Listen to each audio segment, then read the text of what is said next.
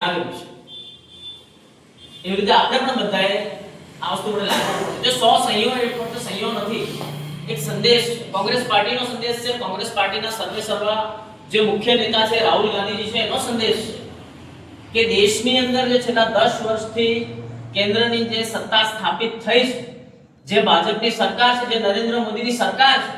આ જનતાની સરકાર નથી આ વોટ ચોરીની સરકાર છે આ છેતરપિંડીની સરકાર છે આ લૂંટની સરકાર છે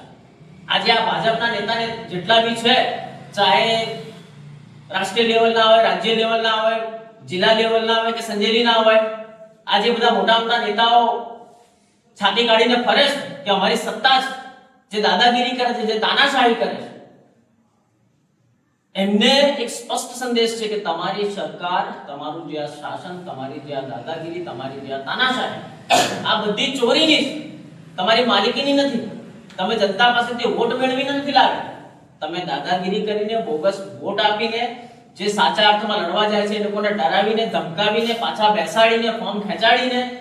આ જે તમે વૃત્તિ કરો છો આ વૃત્તિની સરકાર છે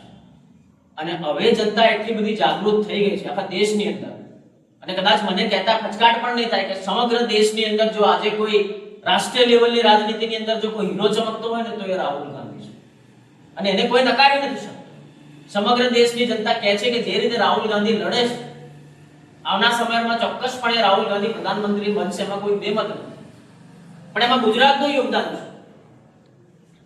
આપણે ગુજરાતની અંદર કોંગ્રેસ જે જોઈએ એ લેવલ પર આપણે સક્રિય નથી આપણા દાહોદનું યોગદાન છે આપણી લોકસભાનું યોગદાન છે આપણા તાલુકાનું યોગદાન છે કદાચ મારી વાત કડવી લાગશે પણ એક વાસ્તવિકતા છે